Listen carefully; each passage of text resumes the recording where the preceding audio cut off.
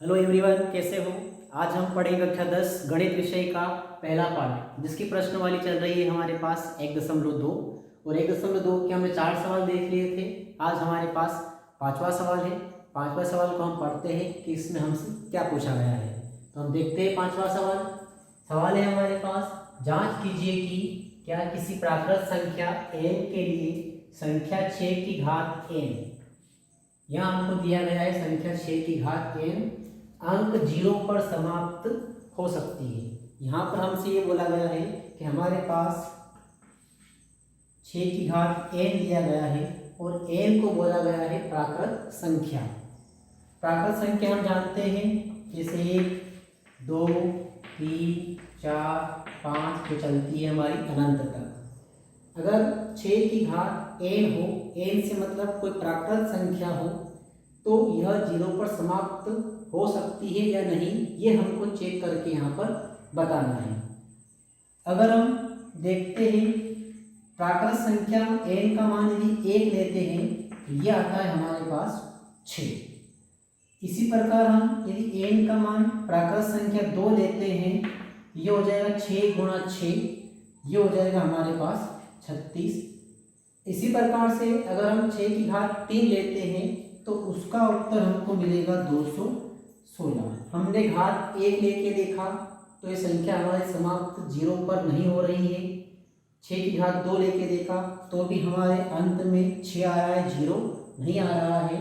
और 6 की घात 3 लेके देखा तो भी हमारे पास अंत में 6 आ रहा है, 0 नहीं आ रहा है। तो हमको ये चेक करना है कि 6 की घात n अगर इसके अलावा और कोई संख्या ले, अभी हमने 3 तक संख्या ली थी, अगर और कोई संख्या ले तो क्या यह 0 पर समाप्त हो सकती है या नहीं, यह हमको बताना है।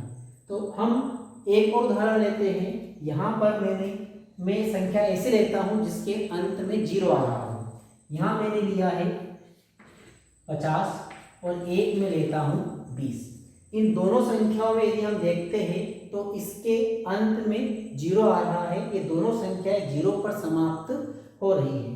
तो 0 पर समाप्त हो रही है तो इनको हम देखते हैं कि 0 पर समाप्त हो रही है, तो इसमें ऐसी कौन सी बात है जो है 0 पर समाप्त हो रही है। तो 20 के हम बनाते हैं गुणनखंड। हम 20 के बनाएंगे गुणनखंड।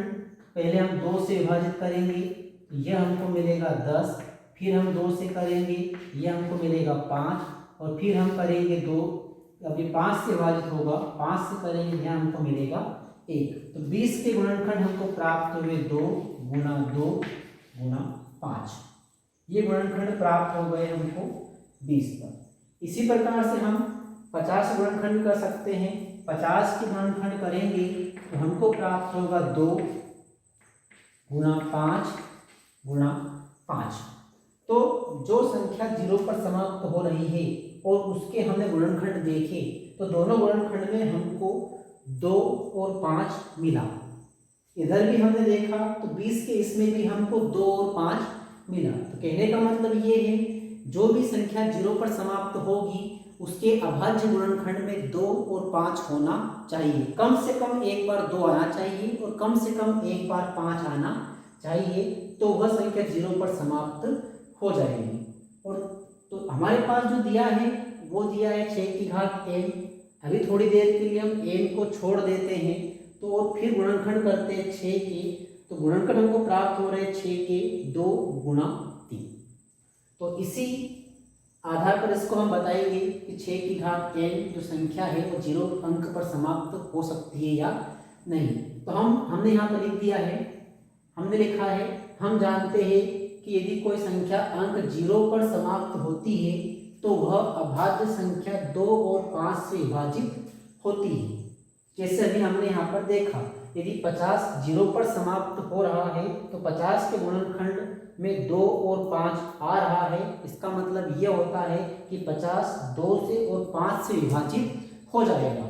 इसी प्रकार हमने 20 भी देखा था, तो 20 में भी गुणनखंड 2 और 5 आ रहे हैं। इसका मतलब यहाँ पर भी यही होता है कि 20 2 और 5 से विभाजित हो सकता है। हमने यही बात यहाँ पर लिखी है। या हम ये बोल सकते हैं या उसका अभाज्य गुणनखंड 2 गुणा 5 के प्रकार का होना चाहिए। जो भी संख्या है यदि उससे गुणनखंड में कम से कम एक 2 आ रहा हो और 5 आ रहा हो तो 0 पर समाप्त हो जाएगी। जैसे यहाँ पर 2 आ रहा था और कम से कम एक बार 5 भी आ रहा है, इसी प्रकार यहाँ पर 2 आ रहा है और एक बार 5 आ रहा है, यहाँ पर 2 बार 5 आ रहा है, यहाँ 2 बार 2 आ रहा है। बस एक बार 2 और एक बार 5 आएगा तो वह संख्या 0 पर समाप्त हो जाएगी। हमने गुणनखंड बना के देखे 6 के, जिससे गुणनखंड आ रहे हैं 2 गुना 3, जिसमें 2 तो आ रहा है लेकिन 5 नहीं है, और 0 पर समाप्त होने के लिए 2 भी होना चाहिए और 5 भी होना चाहिए, जो कि यहाँ पर हमारे पास नहीं है। तो हमने यहाँ पर लिख दिया, यहाँ 6 के गुणनखंड में अभाज्य गुणनखंड 2 गुना 5 के प्रकार का नहीं है। यहाँ पर कोई गुणनखंड जो है वो 2 गुना 5 के प्रकार का नहीं है, 2 तो है लेकिन 5 नहीं है। तो यहाँ हमने लिख दिया जो गुणनखंड है वो 2 गुना 5 के प्रकार का नहीं है। अतः किसी प्राकृत संख्या n के लिए संख्या 6 की घात n अंक 0 पर समाप्त नहीं हो सकती है। यही इसका आसान सा तरीका था। हमको बस यही देखना है कि जिस भी संख्या के गुणनखंड में 2 और 5 आएगा तो वह संख्या 0 पर समाप्त हो जाएगी। बहुत ही आसान सवाल है जिसको आप आसानी से हल कर सकते हो। ठीक है।